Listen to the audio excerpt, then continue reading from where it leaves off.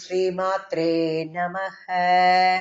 காமாட்சி தேவியை கி ஜெய். 11வது ஸ்லோகம் பார்க்க போகிறோம். பாதாரவிந்த சதகத்துல ஜடாலமஞ்சீரஸ்புரதருண ரத்னாம்சுநிகரைகே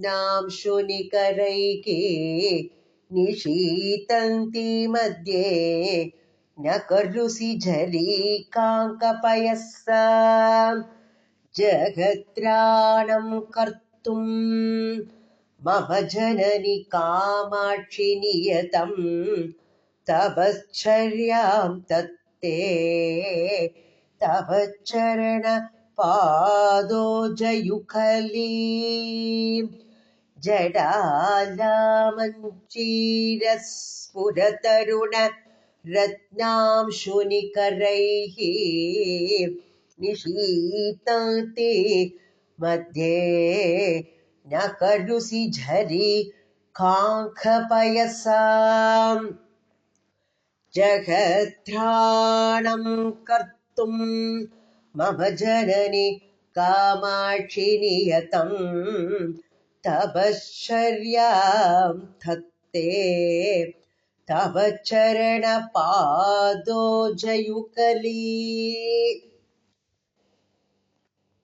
காமாட்சியே கூப்பிடுற அம்பாள. காமாட்சியே, என் தாயே, ஜகத்தை எப்பொழுதும் எல்லா ஜகத்தையும் முழுமையாக காப்பதற்காகவே எப்படி இருக்காளன்னா, அம்பாளுடைய தாமரை போன்ற உன்னுடைய சரண யுகலம், எப்படி 2 பாதங்களும் அது தன்னோட தலை பாகத்தில் உள்ள சிலம்புகளில் ஒளிர்கின்ற அந்த மணிகள், கற்கள்லாம் பதிச்சிருக்கும் இல்லையா, செம்மணிகள், அந்த மணிகளோட ஒளி கற்றைகளை அப்படியே வாரி இறைக்கிறதா அம்பாளோட காலில் உள்ள அந்த தலைப்பகுதியில் உள்ள சிலம்புகள்ல ஒளிர்கின்ற செம்மணி. அந்த செம்மணி செஞ்சடையை ஞாபகப்படுத்துற மாதிரி இருக்கான். செஞ்சடைகளை உடையதாகி அந்த நகங்களில் இருந்து அருவி போல பாய்கிறதா எது? கங்கா பிரவாகமா, காந்தி வெள்ளம். அப்படியே அம்பாளோட அந்த ஒளி வெள்ளம், எப்படி கருணைங்கிற அந்த காந்தி வெள்ளம் கங்கா பிரவாகத்தோட மத்தியில இருந்து கொண்டு அப்படியே அது தவம் செய்வதாம். எப்படி நியமமா அனுஷ்டானம்லாம் பண்ணி எப்படி தவம் செய்வதாக விளங்குகின்றது, அப்பேற்பட்ட அழகாக இருக்கின்றதுன்னு மூககவி இந்த ஸ்லோகத்துல வர்ணிக்கிறார். இதை என்ன எப்படி சொல்லலாம்னா, தேவியோட தாமரை போன்ற அந்த பாதங்களில அவள் அணிந்து கொண்டுள்ள அந்த செம்மணிகள், அதோட அந்த ஒளி கதிர்கள் எல்லாம் அது எப்படி இருக்கா, அந்த நகங்கள்ல பட்டு பிரகாசிக்கிறதாம். அப்போ அந்த நகங்கள்ல பிரகாசிக்கும் போது அந்த வெண்மை நிறமாக உள்ள அந்த நகங்கள்லாம் அந்த சிவப்போட காந்தியினால செஞ்சடைகள் போல தோற்றமளிக்கின்றது அப்படிங்கிறார். அப்புறம் அந்த கால் நகங்கள் அதுல இருந்து அருவி போல அந்த கருணைங்கிற நதி பொங்கி பிரவாகமாகி வருகிறது. அம்பாளோட கால்களில் இருந்து கருணையானது கங்கையின் பிரவாகத்தோட மத்தியில அமர்ந்து இந்த உலகத்தையே ரட்சிப்பதற்காக அவதாரம், ரட்சிப்பதற்காக உள்ளவள் தேவி. அவள் அவதாரம் சொல்லக்கூடாது, அவள் அப்பேற்பட்டவள். அவளுக்கு பிறப்பும் கிடையாது, இறப்பும் கிடையாது. பிறந்தவள் என்று சொல்வதெல்லாம் அபிராமி பற்ற சொல்வது நகையே இடிந்த ஞாலமெல்லாம் பெற்ற நாயகிக்கு முகையே முகிழ்முலை மானே மலை மகள் என்பது நாம் அப்படிங்கிறதெல்லாம் எல்லாம் நம்ம சொல்றதெல்லாம் இது. அப்போ கங்கையோட பிரவாகத்தோட மத்தியில அமர்ந்து இந்த உலகத்தையே ரட்சிப்பதையே தவமாக கொண்டவளா அம்பாள். அவள் படைக்கிறதை விட காப்பதுல அவளுக்கு, லலிதா சஹஸ்ரநாமத்துல பார்த்திருப்போம், அவளுக்கு ரட்சிக்கிறதுல அவ்வளவு ஆர்வம் ஜாஸ்தி. அந்த உயிர்களை ரட்சிப்பதுல என்ன சரணம் போயாச்சுன்னா உடனே அந்த உயிர்களை காப்பாத்திடுவா அம்பாள். அப்போ உலகத்தையே ரட்சிப்பதையே தவமாக கொண்டவளாக அமர்ந்துள்ள அந்த தேவியின் கோலமானது யாரு? செஞ்சடை பரமன் பரமேஸ்வரன், அந்த கங்காதரரை போல என்னோட கண்களுக்கெல்லாம் தோற்றமளிக்கின்றது அப்படின்னு சொல்றார். இந்த முறையிலே நம்ம அதை பார்க்கலாம். அவர் என்ன சொல்றார்? காமாட்சியே, என் தாயே, உன்னில் சிவத்தை காண்கின்றேன், சிவத்தில் உன்னை காண்கின்றேன் அப்படின்னு சொல்ற மாதிரி இருக்கு அம்பாளோட அந்த தோற்றம். எப்படி அழகான ஒரு வர்ணனையா சொல்லியிருக்கார் பாருங்க. இப்ப அடுத்தது இது 12வது ஸ்லோகத்துல என்னென்ன பார்க்கலாம். துலா கோடித்வந்த்வ க்வடித படிதா பீதி வச்சசோஹோ வினம்ரம் காமாட்சி விஸ்ருமரமஹ பாடலிதயோஹோ க்ஷணம் விந்யாசேன ஷபிதம் தமசோர்மே லலிதயோகோ புனியான் மூர்த்தானம் புரஹர புரந்த்ரி சரணயோகோ துலா கோடித்வந்த்வ க்வடித பணிதா வீதி வச்சசோஹோ வினம்ரம் காமாட்சி விஸ்ருமரமஹ பாடலிதயோகோ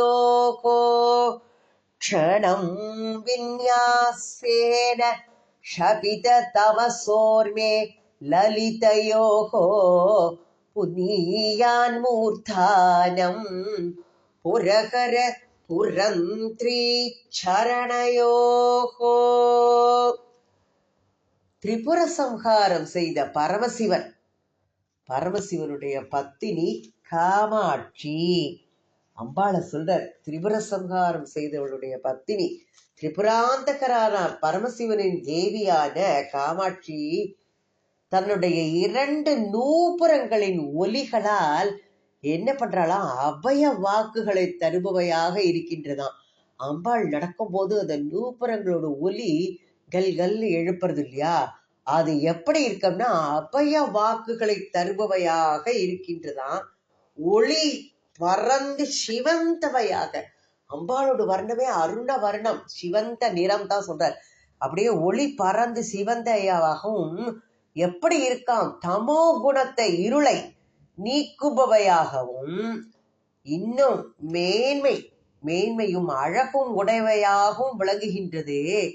அந்த 2 சரணங்களையும் 2 சரணங்களையும் க்ஷணப்பொழுது என் தலை மீது நீ எடுத்து வைப்பதால் அதை நீ செய்தேனா வணங்கிய என் சிரசை அது பரிசுத்தமாக்கட்டும். உன்னுடைய பாத கமலங்கள் படுறதுக்கு நான் என்ன புண்ணியம் பண்ணியிருக்கணும்மா? உன்னுடைய பாத கமலங்களை என்னோட சிரசுல வைக்க மாட்டாயா? அப்படி என்னோட சிரசை அது பரிசுத்தமாக்கட்டும் அப்படிங்கிறார் மூக கவி. அப்படி வேண்டிக்கிறார்.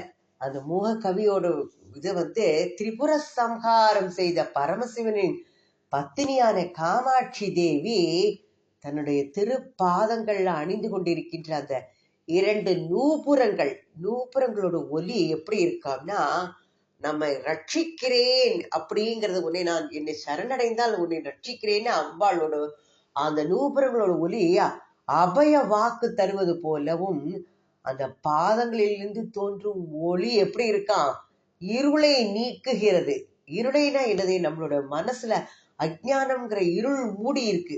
அந்த இருளை அகற்றுவதற்காகவும் இருக்கிறதாகவும் மேன்மையும் அழகும் நிறைந்ததுமான அந்த தேவியோட பாதங்கள் க்ஷணப்பொழுது என் தலை மீது வைத்து வணங்கிய சிரசை பரிசுத்தமாக்கட்டும். அம்மா, உன் பாதார விந்தமே கதின்னு சரணம் அடையும் போது என்னோட சிரசுல உன்னோட பாதத்தை வச்சேன்னா அது எனக்கு ஏற்பட்டது. க்ஷணப்பொழுது இப்படிங்கிறதுக்குள்ள அப்படி க்ஷணப்பொழுது என் தலை மீது வைத்தால் என்னோட சிரசை அது பரிசுத்தமாக்கட்டும்னு மூகக்கவி வேண்டுகிறார். நாமும் அவரே மாதிரி வேண்டிப்போம். அம்பாளோடு படுறதுக்கு நாம என்ன பாக்கியம் பண்ணி இருக்கணும் இல்லையா? அவரையே நாமளும் பின்பற்றி சொல்லுவோம், அம்மா என் தலையிலையும் உன்னோட சிரசை வைத்து என்னை ஆட்கொள்ளம்மா அப்படிங்கிறோம். பக்தர்கள் அம்பாளோட பாதத்துல பணியும் போது அவளுடைய கால் சிலம்பொலி அஞ்சேல் அஞ்சேல் அப்படிங்கிறதுக்கு நம்மளுக்கு அபயம் அளிக்கின்றதாம். அந்த மாதிரி சப்தம் எழுப்புகின்றது. நீ வணங்கி என்னை சரணம் அடைந்துட்டேனால் நீ அஞ்சாதே, எதற்கும் எதிலிருந்து உன்னை நான் காப்பாற்றுகின்றேன்னு அம்பாள் வாக்கு கொடுக்கிற மாதிரி இருக்கு அப்படின்னு சொல்றார் மூககவி. அவரோட கற்பனா சக்தி எப்படி இருக்கு பாருங்க. அம்பாளோட பாதங்கள் வந்து அந்த ஒலி அஞ்சேல கேட்கிறதாம் அவருக்கு. ஏதோ ஒரு பாண்டிய மன்னனுக்கு சிவன் பக்தன் அவன் வந்துட்டோம். அப்போ குளத்துல வந்து ஒரு மழை காலத்துல தவளைகள்லாம் சப்திக்கிறதாம். சப்திக்கும் போது தவளைகள் கிருங்கும் இல்லையா, அந்த சப்தம் மன்னனுக்கு ஹரஹர ஹரஹரன்னு சிவனை பத்தி சொல்ற மாதிரி சப்தம் கேட்டதாம். அப்போ அவளுக்கெல்லாம் அப்படிப்பட்ட பக்தி அவ மேல வைத்திருக்கிற சிவன் மேல அந்த மன்னன் வைத்திருந்த பக்தி, மூககவி காமாட்சி மேல இந்த பக்தியோட இதனால வெளிப்பாடுதான் இதெல்லாம் அவளுக்கு அப்படி தோன்றுகின்றது. அதே மன்னனுக்கு அந்த மரத்துல வேப்ப மரத்துல பழுத்திருந்த வேப்பம் பழங்கள் எல்லாம் சிவலிங்க வடிவமா காட்சி தந்துதான். அப்ப அதுக்காண்டி ஒரு கூரை போட்டானோ அந்த மரத்துக்கே. அப்போ எப்பேற்பட்ட பக்தி இருக்கணும் இல்லையா. எங்க பார்த்தாலும் சிவனாகவே அவருக்கு தோற்றமளிச்சிருக்கு. மூககவிக்கு எது எப்படி தோன்றது பாருங்க. உன்னுடைய பாத கமலங்களோட ஒலி அஞ்சேல் என்று எனக்கு அபயமளிப்பதாக இருக்கின்றது அம்மா அப்படின்னு அவர் சொல்றார். எப்பேற்பட்ட பக்தி இருந்தால் அவளால இப்படியெல்லாம் உணர முடியும் இல்லையா.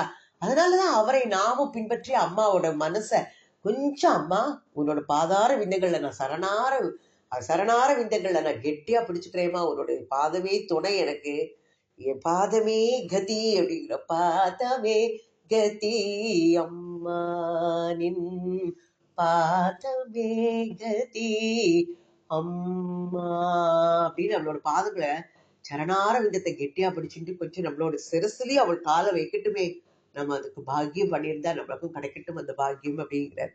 அடுத்தது 13வது ஸ்லோகத்துல பவானி திருஹ்யேதாம் பவனி பிடிதேப்யோ மம முகுஹோ தமோ வியாமோகேப்யஸ்தவ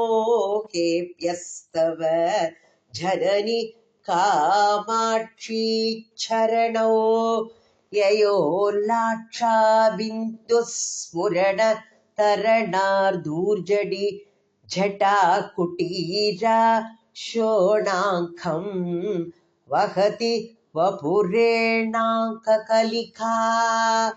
பவானி திருஹ்யேதாம் பவனி பிடிதேப்யோ மம முகுஹோ தமோ வியாமோகேப்யஸ்தவ ஜனனி காமாட்சி சரணோ யயோல்லாட்சா பிந்து ஸ்புரண தரணாதூர்ஜடி ஜடா குட்டீரா ஷோணாங்கம் வஹதி வபுரேணாங்ககலிகா.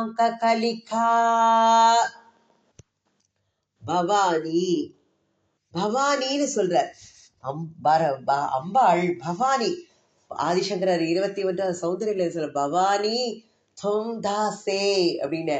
அந்த அந்த அடியார் வந்து பவானி தொம்தாசேன்னு சொல்லி அத பவா அப்படின்னு சொல்லும் போதே நீயாக நான் இருக்கிறேன்னு சொல்ற மாதிரி குழந்தைய ரட்சித்து காப்பாத்த அருள்வாளா. பேர்பட்ட நாமம் பவானி. பவானி அப்படின்னா பவாய பவாய தேவாய அப்படின்னு சொல்லுவா. சிவனுக்கு பேர் பவன். ஏன்னா அந்த பவன்கிற சாகரத்துல இருந்து நம்மளை வந்து காப்பாற்றக்கூடியவர் அவர். அப்போ பவர் தேவரோட பத்தினி, அதான் பவானி. பவதேவரின் பத்தினியே. பவானிங்கிற நாமம் அவ்வளவு உசந்ததான நாமம். பவானி துவம் தாசே மயி விதரண திருஷ்டிம் ச கருணா அப்படிங்கிற. நீ அந்த பவானின்னு சொல்லி உன் பாதார விந்தத்துல சரணடையும் போதே உனக்கு இந்த அபயம்னு நீ அவனை வந்து காப்பாத்திடுற இல்லையா. எப்பேற்பட்டவன் அந்த நாமாக்கு அவ்வளவு உசந்த நாமா பவானி. இவர் கூப்பிடுறார் பவானி திருஹ்யேதா, பவதேவரோட பத்தினியே, காமாட்சியே, என் தாயே. ஜடா பாரத்தை உடையவர் யாரு? ஜடா குட்டீர ஷோணாங்கம்ங்கிறார்.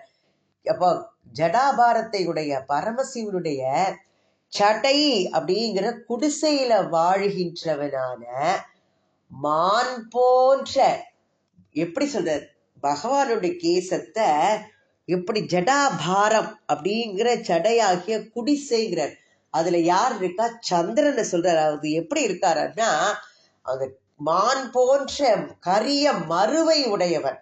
சந்திரனின் தலையானது எப்படி இருக்காம், அதுல பரமசிவன் வணங்கும் போது உன்னுடைய பாதங்களை வந்து அவரோட முடி தொடுகின்றது, அந்த ஜடாபாரம். அப்போ எந்த 2 பாதங்களோடு செம்பஞ்சு பூச்சின் அப்படியே அம்பாள் பாதத்துல லாட்சா ரசம் அப்படிங்கிற அந்த குழம்பு, செம்பஞ்சு குழம்பு தடவிட்டு இருப்பா. அப்போ அந்த செம்பஞ்சு பூச்சோட தூளிகள் அது அப்படியே அதுவும் பிரதிபலிக்கும் சிவப்பா அந்த காந்தினால எப்படி இருக்கான் அந்த சந்திரன், சிவந்த மருவை உடைய சந்திரன் போல பிரகாசிக்கின்றதா. அந்த கரிய நிறமுடைய சந்திரன் சிவந்த மருவை உடையதாக மாறுகின்றதோ, அந்த உம்முடைய சரணங்கள் 2ம் என்னுடையதாக தொடர்ச்சியாக வரும் பிறப்புகளை கொடுக்கின்ற அந்த அஜ்ஞானம் என்கிற இருள், அதுதான் தமோ குணம். அதான் சொல்லியிருக்காரு தமசோர்மா அப்படின்னு சொல்லுவா. தமசோர்மா ஜோதிர்கமய, அந்த இருட்டுங்கிற அஜ்ஞானத்தை விளக்குகின்ற ஜோதி வடிவமாக தமசோர்மா ஜோதிர் அப்படின்னு சொல்றது. அப்போ அந்த தொடர்ச்சியா பிறப்புகளை கொடுக்கின்ற அந்த அஜ்ஞானமாகிற இருளின் தமோ குணத்தின் மயக்கங்களுக்கு அது விரோதி ஆகட்டும், அவற்றை எல்லாம் அழித்து விடட்டும் அப்படிங்கிறார். என்ன அழகான ஒரு இது அவரோட இது. அந்த சிவந்த மதுவை உடையத மாதிரி அந்த உம்முடைய சரணங்கள் 2ம் என்னுடைய அந்த பிறப்புகளை தருகின்ற அஜ்ஞானமாகிய இருளின் மயக்கங்கள். நம்மளுக்கு அந்த அஜ்ஞானத்தினால எவ்வளவு தீமைகள் விளைகின்றது இல்லையா? நம்ம உணர்றோம் நிறைய அஜ்ஞானம். அந்த சமயத்துல நம்மளுக்கு மாயை மூடி அந்த அஜ்ஞானத்தினால செய்யக்கூடாதவைகள் எல்லாம் செய்து விடுகின்றோம். அப்ப இந்த மயக்கத்துக்கு விரோதியாக இருக்கட்டும், அவற்றை எல்லாம் இந்த அஜ்ஞானம்ன்ற இருளை அழித்து விடட்டும் அப்படின்னு சொல்றார். மூக கவியோட வர்ணனை என்ன அழகா இருக்கு. அப்ப ஜடாபாரம் தாங்குகின்ற அந்த பரமசிவனுடைய சடை அப்படிங்கிற வீட்டுல அந்த குடிசையில, குடீராங்கிற அந்த குடிசையில வசிக்கின்ற நிலாவோட களங்கத்தை எப்படி இருக்கலாம், பகதி வபுரேனா அங்க கலிக்கா, எப்படி தன்னோட நெற்றி திலமாக அணிந்து கொள்ளும் தேவி சிவன் தன்னை வணங்கும் போது சிவனின் ஜடை முடியில் உள்ள அந்த சந்திரனுடைய பிரகாசத்தை அம்பாளுடைய அந்த செம்பஞ்சு குழம்பு, அதான் மயிலாஞ்சி குழம்பு, அந்த பூசப்பட்ட பாதங்களுடைய சிவப்பு நிறத்தை ஏற்று அது எப்படி சிவப்பு நிறம் உள்ள மருவாக தோற்றமளிக்கின்றதோ, அப்படி அந்த பிரகாசமானது எனக்கு அடிக்கடி பிறப்புகளை தரும் இந்த அஞ்ஞான இருளை போக்க துணை புரியட்டும் அப்படின்னு வேண்டிக்கிறார் மூக கவி. இதுதான் இவர் சொல்லியிருப்பார். ஆதிசங்கரரும் அவர் அம்பாளோட பாதார விந்தங்களுக்கு சொல்லும் போது நிறைய சொல்றாரு அவர் அப்போ என்ன சொல்றாருன்னா, எந்த இது தாயே உன்னுடைய எந்த பாதங்களை வேதங்களின் தலை போன்ற உபனிஷதங்கள் சிரோபூஷணங்களாக தரிக்கின்றனவோ அந்த பாதங்களை என்னுடைய தலையிலும் கூட தயை கூர்ந்து வைத்தருள்வாயாக அப்படின்னு வேண்டிக்கிறார் ஆதிசங்கரர். அவற்றிற்கு பாத்தியமாக அளிக்கப்பட்ட அந்த தீர்த்தம் சடையில் இருக்கும் கங்கையாக மாறுகின்றது. அவற்றிற்கு பூசப்பட்ட அந்த லாட்சா ரசத்தோட பொலிவு சிவப்பான காந்தியோட கூடினதான விஷ்ணுவோட சிரசை அலங்கரிக்கிறதான மாணிக்கம் மாதிரி எனக்கு தோற்றமளிக்கின்றதாக இருக்கின்றது. ஸ்ருதீனாமூர்த்தானோ தததி தவயோ சேகரதய மமாப்யேதோ மாதக சிரசீதயா தேஹி சரணோ யயோபாத்யம் பாதக பசுபதி ஜடாஜூட தடினீ யயோர்லாட்சா லக்ஷ்மீ அருணகரி சூட்டாமணி ருச்சிஹி அப்படின்னு சொல்ற ஆதிசங்கரனும் அம்பாளோட பாத கமலங்கள், அப்பேற்பட்ட பாத கமலங்களை என் தலையில் வைத்து எனக்கும் கொஞ்சம் கருணை காட்டேன் அப்படின்னு சொல்றாரு இல்லையா?